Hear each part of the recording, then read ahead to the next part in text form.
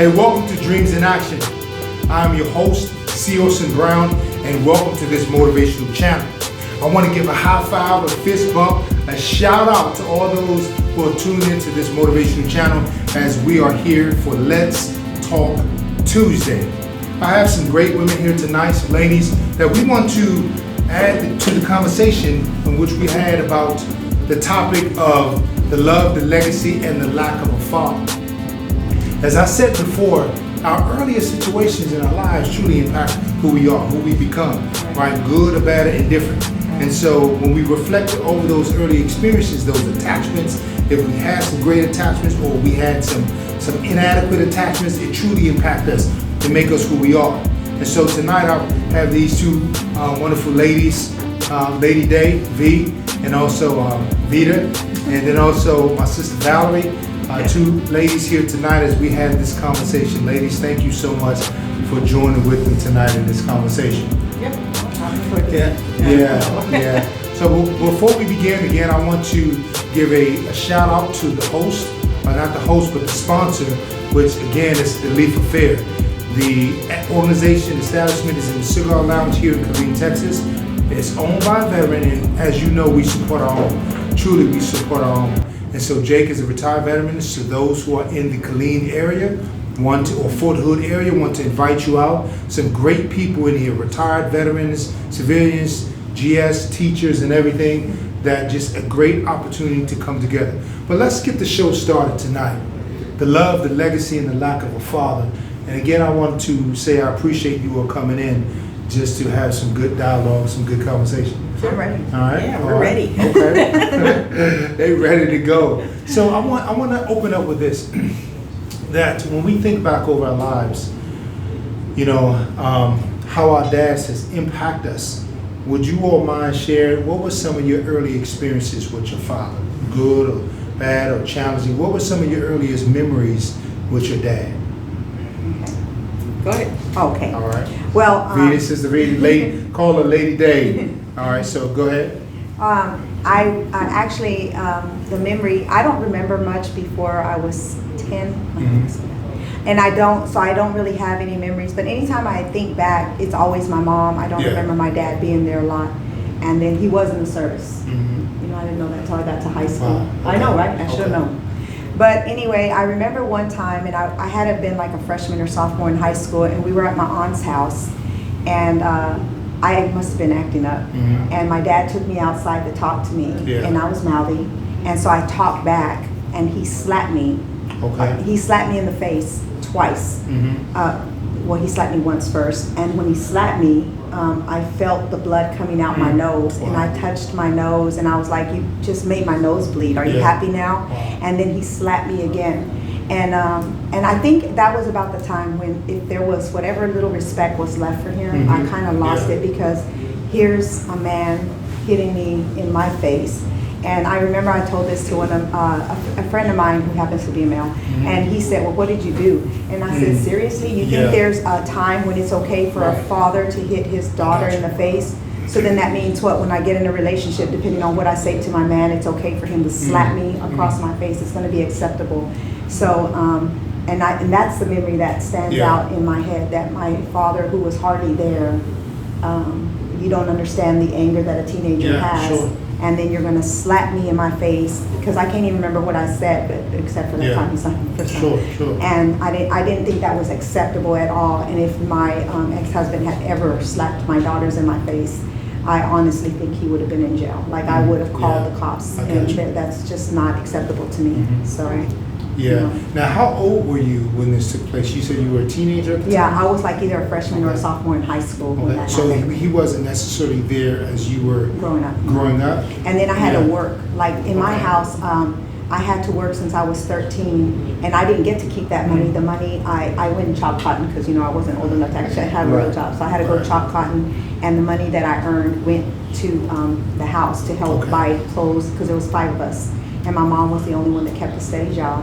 my dad, if he didn't like the job, would just quit, not caring about, you got 5 kids in the house. Sure. So that money went, and I worked all until Tuesday.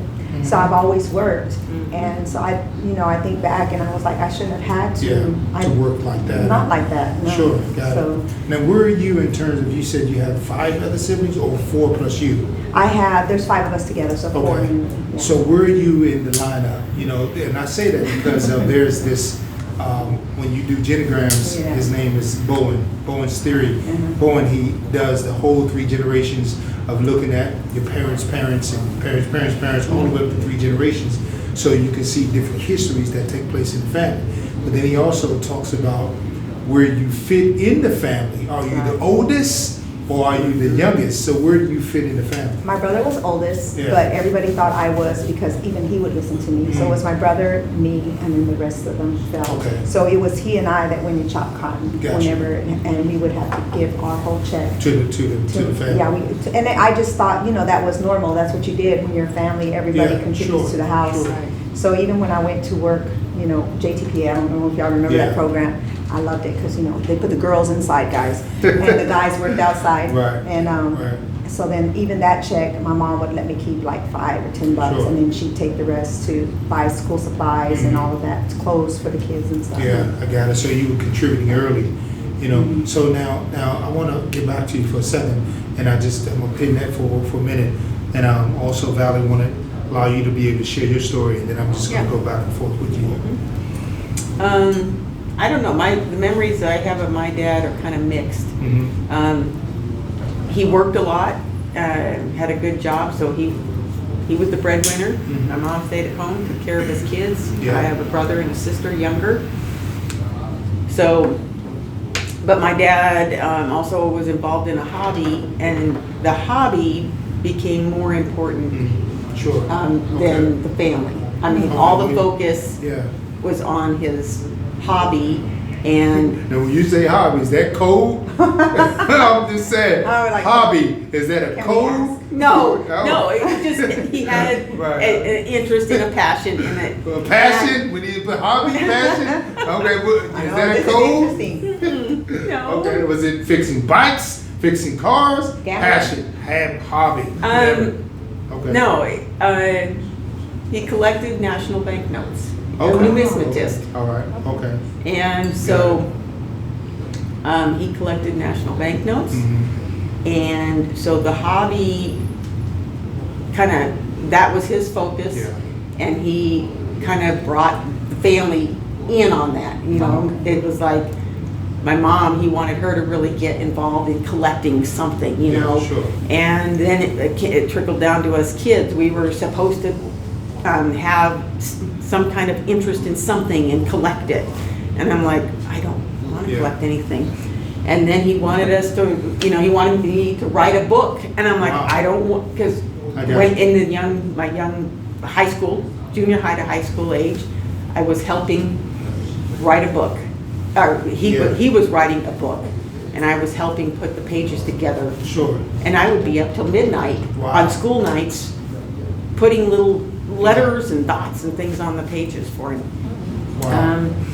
So I mean, I really enjoyed helping him on the book, and I learned a lot of patience and how to act when you because we would go to the coin clubs and how you're supposed to. I was always around adults, so you weren't a kid. You had to act like an adult. You had to behave all the time. You had to grow up quick, right? Okay. And so, I look back and I think, yes, that helped me. At the time, I hated it, but I look back and think, okay. Another incident was, I was very quiet when I was a child. So my dad actually told me, you're an introvert. And you need to go to this, it wasn't counseling, but it was this thing that was going on in town. And he said, so I signed you up and you're going to go. Wow. And I'm like, didn't tell you nothing, you're going to go. You're going to go. So now Dad was there. So let me digress. I think because older generation, I'm 51. And so, and then when I think about my dad and my grandparents as well, men had this desire to work, right? Depending on what the generation, especially my grandfather. I mean, grandfather and great grandfather, they worked in the cotton field, they worked in the field, all of those things to try to provide. And so, do you think now Dad wasn't necessarily there? Do you think that impacted you because his, I guess, there was no emotional availability for you? Yeah, there wasn't. I was not close. There was not this loving, fun relationship with my dad. You know, when it was time to say goodnight to him, I hated it because it's like I felt very awkward. Yeah, I just, you know, I didn't, you know, my mom would always tell us kids, oh, go tell your dad goodnight, give him a kiss on the cheek, give him a hug. And I don't know, it's just weird. I just didn't have that closeness. I got you. So I just, okay. I got you. I don't know. Yeah, so with that too, so with that, not having that closeness, how do you think that has impacted you now, or as you were growing up? How did that impact you as you were developing? You know, as your teenage years, you know, as a young adult. So Dad not being there, do you think that had an impact on you, how you related to boys? I'm gonna ask you that question too, because now if Dad was like that, do you think that affected you in terms of how you relate to boys? Yeah. Or now men. So how did that impact you in terms of coming up as a teenager? I just remember that I was not going to rely on a man to take care of me. Wow. I was not. And I guess, I don't know, I would be in high school, I'm looking at other girls, and I'm like, they're these, what I'm going to say, prissy, and they didn't want to take, they didn't want to do, that. They didn't, you know, all they wanted to do was look pretty and have the guy take care of them. And oh, so and so, I'm going to get married to him. He's going to get a good job, and he's going to take care of everything. And I thought, I'm not going to be that way. But that for you is no. I need to rely on myself. I need to depend upon myself. You know, I could take this another way too, because you know, what do you think one of the primary things that a man desires to do for a woman? Take care of. Right. But what do you think the primary thing that a man needs? Peace. Peace. That's peace. A man needs peace. Can I get a witness over there? We need peace. Yeah. But I know. So those early experiences, Dad, I mean, working, he had hobbies, doing those things, not really attached to the family. Right. And as a result, put you in a place whereas I'm not going to depend upon a man. I'm going to make sure I take care of myself. Yes. Okay? So just let me throw something else in there. Yeah. You know, it's like being kids. Summer would come and you're looking forward to, hey, summer break. We get to play. We get to be kids. Nope. We're going to all pack up in the car and we're going to take a trip. Yay, we're going to go on a trip. Nope, we're going.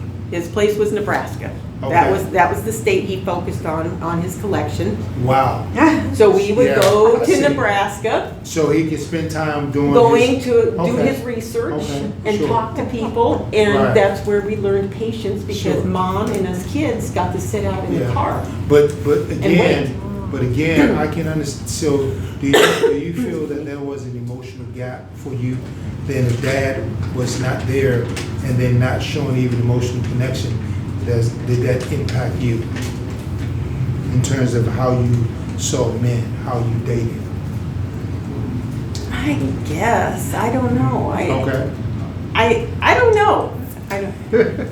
All right, but that's all right. Vita, I'll let you, Valerie. All right. So now, Vita, I want to get back to the experiencing the relationship turmoil that you had with your dad as a young developing woman and as a teenager. How do you think that impacted you in terms of, you know, your relationship with guys? Because you're in high school now. I mean, some girls start talking, you know, wanted to date guys and all of that stuff. Do you think, and in college, or then in the military, because you were part of us, you were military as well. Do you think that had an impact on how you did relationships and how you do relationships? I'm sure it did. As a therapist, you could probably tell how. Because, you know, sometimes we don't realize how it did. But I do know that I didn't have time to really have a social life Yeah. because I was working. So Yes. I was on In the the swing- field. Yeah, in the Cutting field. cotton. Yes. I don't know why they call it that because you cut Let's the bring the weeds. money home. Oh, that's right. Right. That's it.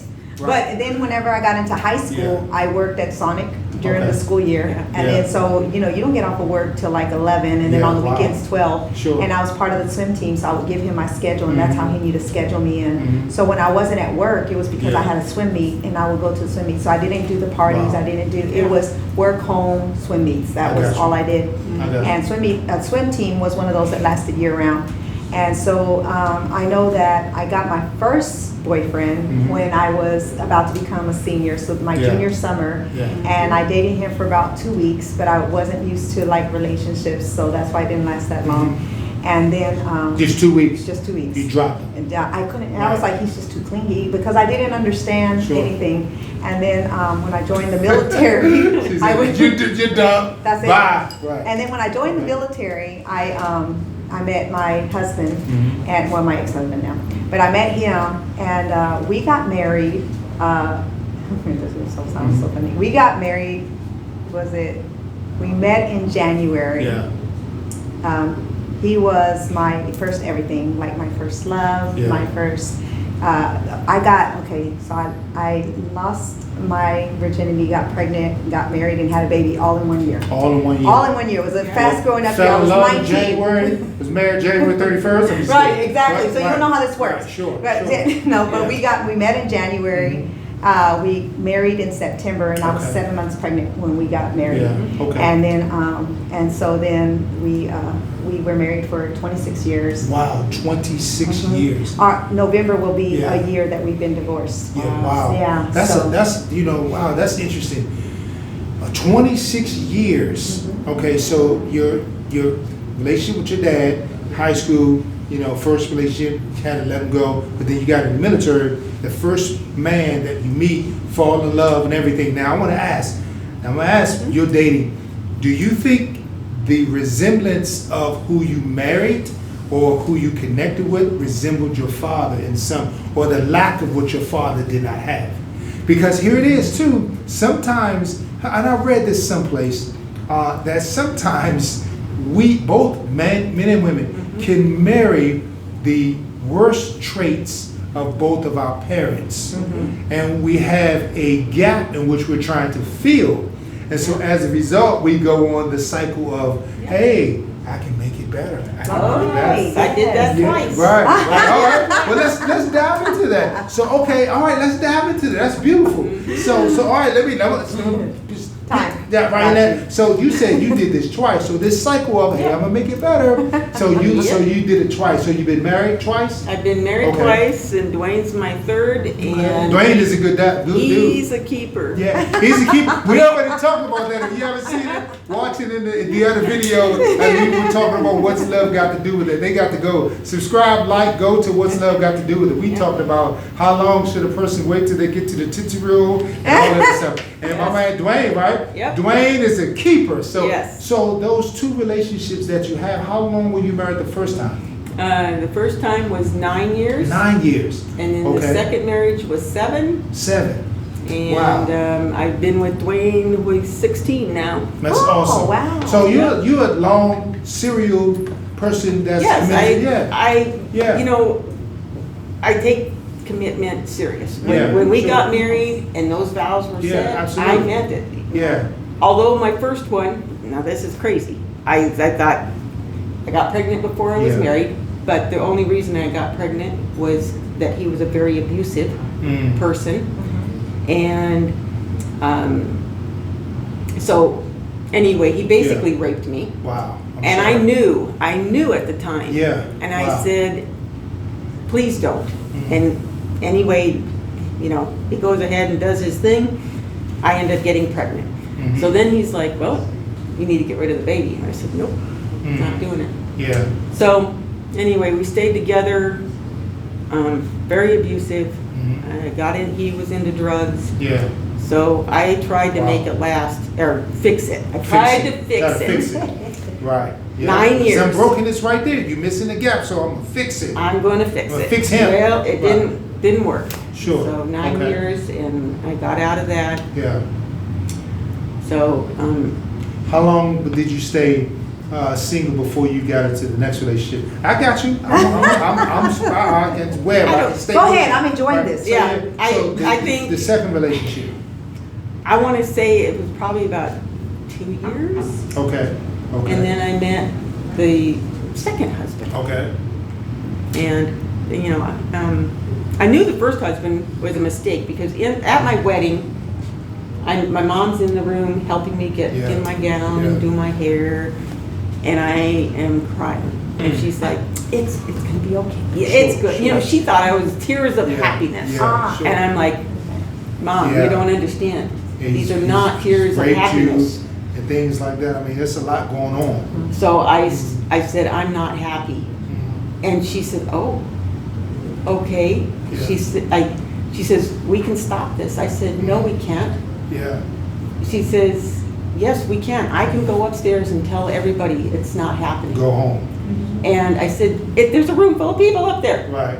Right. So I went ahead and went through with it. Second husband.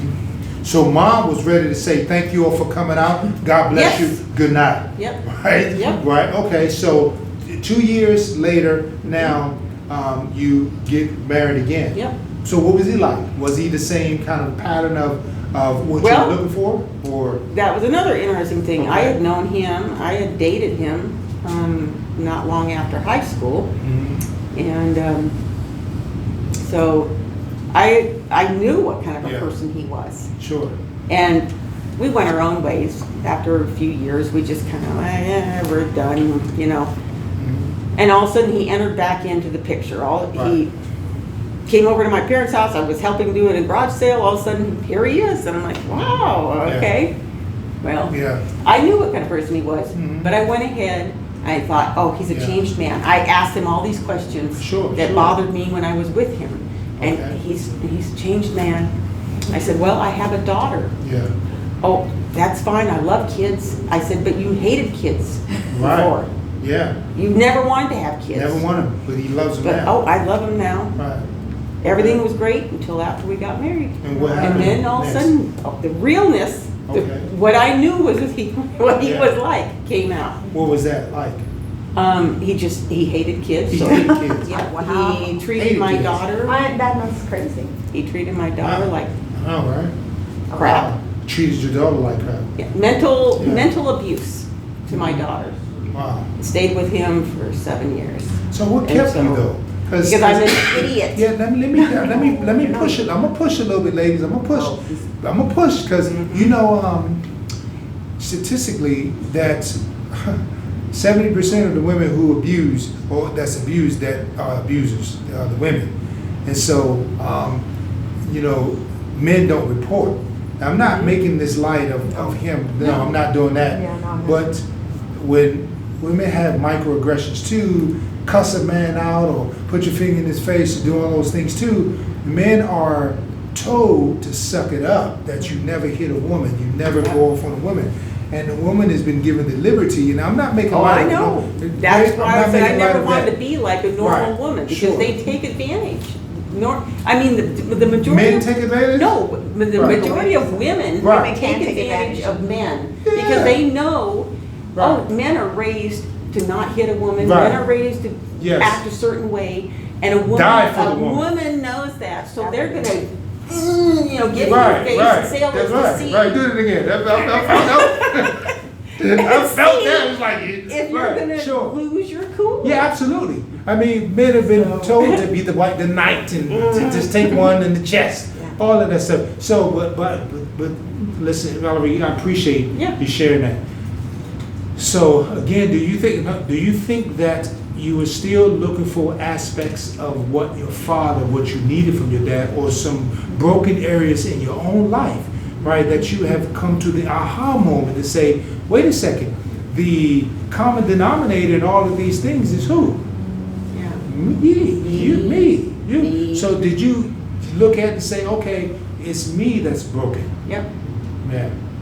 I knew that at that point. I was like, and I was ready to be by myself and not ever get married again, not have any kind of relationships. Yeah. Because I'm like, I I can't make him work. Right. For, Sure. You know, Whatever there's reason. all these reasons, and I can't make it work. And I'm not going to go through it again, and I'm not going to put someone else through it. I got you. Okay. I'm gonna pause for a second because I was going to ask the next question of therapy, but I want to get back. This is a good show. We want to perhaps keep it going. It's probably going to roll over into the second segment, and we just want to continue. Okay. But Lady Day, Vita, I want to ask you that question in terms of 26 years in the marriage. Now you come out of the house. Did you say I was free? I'm out of here. I'm out of the house. I had a No, but I felt you. Right, I was you like, felt, yes. Right. You out of the house now. You joined the military, and now you from the house from your dad. All of that. So now this man comes into your life. Did you see aspects of things which you were missing that he perhaps fulfilled, and as a result, here I do. Yes, I do. I did. I thought I did. Yeah. And then what I definitely wanted was that protection. I wasn't protected by my father. Yeah. And I was bullied. I was bullied all through school. So I'm like, I never have gone to reunion. So I was bullied all through school. And I did have a brother. He helped with the bullying, not me. Yeah, sure. And so With the bullying of you? Or with the bullying of me? me. Oh, with the bullying of me. So he helped that. Yeah. And he helped the people bully me. So I didn't have, here I have brothers, I have cousins, and none of them, they all are bullying me. And then my father knew about this stuff, and he wouldn't say anything. Yeah. So, because some of the people bullying me were his sister's sons, Okay. and he still wouldn't say nothing. Wow. So I looked for that protection, and I thought that my ex-husband would be that. Okay. And then I went to visit his family, and initially they didn't accept me. And so he just stayed. As a matter of fact, when his niece met me, the first words out her mouth when she met me was, I thought all a Mexican was a dirty white person. Wow, we're gonna let it keep rolling, okay? Usually Wow. the show goes in, for 30 minutes and it rolls over, but we're gonna let this roll over. Okay. So was your husband Hispanic? Was he Spanish? No, he's black. Okay. And- Wow, that's interesting. Yeah. So I was like, wow. we I thought we minorities. stood together. We each other. That's Right. what I No, thought. we are. No, So I was like- we together. And I didn't Right. say anything. Sure. I just kind of stood there, and he didn't say anything. Mhm. And so, and the hits came Sure. like they did like these subtle hits to me. Yeah, and I kind of know microaggressions. yeah, Yeah, and he sure. wouldn't. He never took up for me. So Yeah. finally one day I was just like, you know what? And so I just started talking. Like I Right. started speaking up against to them. So when they said something, I'll meet you where you are. So Right. you wanna Yeah. you wanna come fly at the mouth? I'm gonna come sure. fly right so back. you're gonna bring it back. Oh, yeah. So you're gonna roll at me like this. I'm gonna bring it. You ain't seen nothing yet, right? Oh, so yeah. so again, all right. So 26 years in the marriage, having all of these individuals not speaking up for you, not taking up for you. Do you think your early development caused you to have a sense of quietness or The military did that. right, or not having a voice. Yeah. So now when you join the military, you think the military shut you up, or It the continued military to. gave you a voice, gave you the confidence No. to speak up for yourself? As a matter of my mom said I was much more mouthy before I joined the military, Yeah. and then you could lose your check in the military, so Sure. that kind of shut me down. And then I see where you went with that, because you had the responsibility. Dang, you had the responsibility of having to provide for the family. So now going into the military, the 1st and the 15th are what? right? Paydays. And you don't want to use Yeah. CJ. Yeah. No medical, all of that stuff, security, that now you have the stability that you can even help our family even more. Yeah. So we're going to do whatever we need to do to keep doing what we need to do for that stability. Wow. Yeah. Well, I can see. Wow. And so Yeah. but I mean, once I met him, and I told him, like when we were getting divorced there towards the end, and I had told him in the midst of I said, when the day comes that you have to fight for our marriage, we're not going to make it. I said, because I've been fighting for you for years. Wow. And when the Okay. day comes that it falls on your shoulders to fight, you're not going to last. So, and sure enough, the day I was done, and so the day it fell on him to start, he was like, he let me leave. So I was like, hey, we were in Maryland, we had just left. We've been in Texas and we left. And I said, hey, Colleen ISD just called and asked if I want to come back and work. Wow. and the paycheck is better. Wow. I said, so I think I Yes. should go. And he said, yeah, you should. Wow. And that's all. And And he fought for you at that time. maybe, there. who knows? Yeah.